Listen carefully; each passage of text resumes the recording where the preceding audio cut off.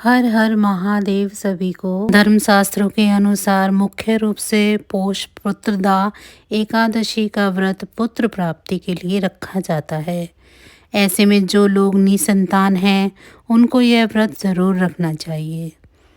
इस दिन व्रत रखने और पूजा करने से भगवान विष्णु की विशेष कृपा प्राप्त होती है। पुत्रदा एकादशी साल में 2 बार आती है, एक पोष माह की शुक्ल पक्ष में और दूसरी सावन मास के शुक्ल पक्ष में। इस साल पोष माह की पुत्रदा एकादशी का व्रत 21 जनवरी दिन रविवार को रखा जाएगा। इस दिन व्रत में जगत के पालनहार श्री हरि विष्णु की पूजा आराधना की जाती है। मान्यता है कि पोष पुत्रदा एकादशी व्रत करने से वाजपेय यज्ञ के बराबर पुण्य फल की प्राप्ति होती है।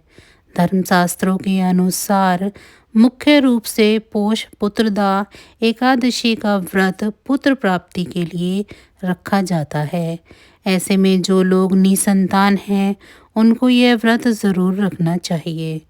इस दिन व्रत रखने और पूजा करने से भगवान विष्णु की कृपा प्राप्त होती है। तो चलिए जानते हैं पोष माह के पुत्रदा एकादशी के व्रत की तिथि, शुभ मुहूर्त और पूजा विधि के बारे में। पोष शुक्ल पक्ष एकादशी तिथि की शुरुआत 20 जनवरी 2024 को शाम 7:27 से हो रही है। इस तिथि का समापन 21 जनवरी 2024 सायं 7:28 पर होगा।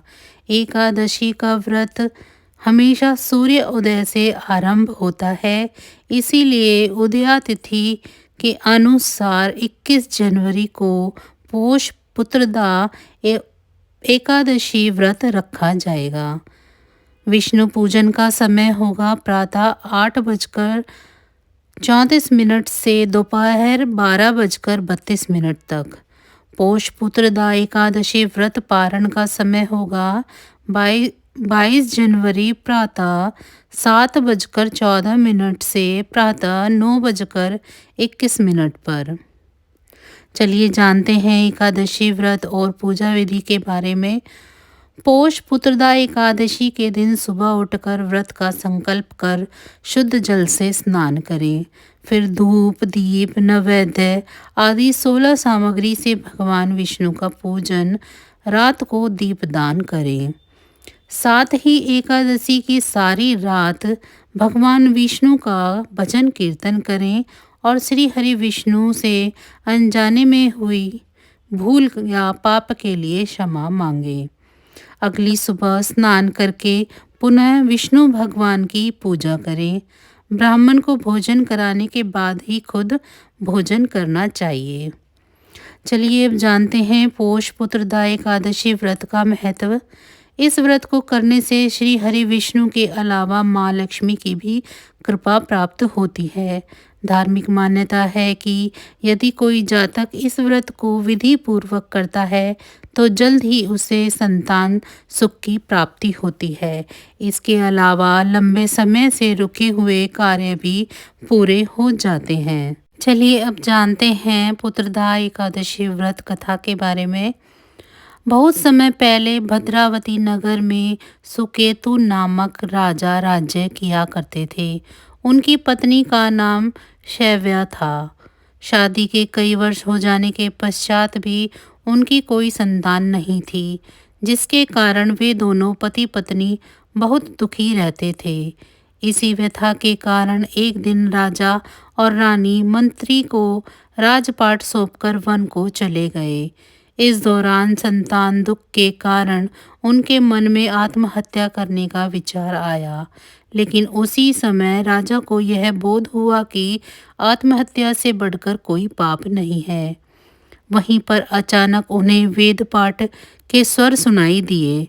जिस दिशा से वेद पाठ की ध्वनि आ रही थी वे उसी दिशा में बढ़ते चले गए। जब वे साधुओं के पास पहुँचे तो उन्होंने अपनी सारी व्यथा उन्हें सुनाई। जिसके बाद साधुओं ने उन्हें पोष पुत्रदा एकादशी व्रत के महत्व को समझाया। इसके बाद दोनों पति पत्नी ने पूरे निष्ठा और नियम के साथ पोष पुत्रदा एकादशी का व्रत किया।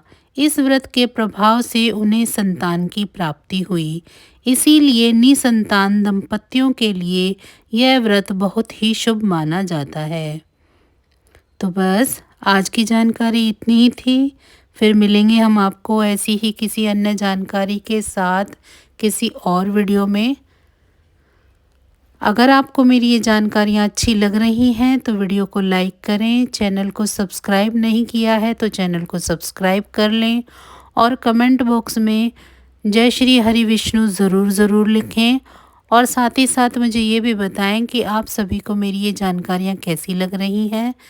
तो अब मुझे दीजिए इजाज़त। आप सभी का बहुत बहुत धन्यवाद।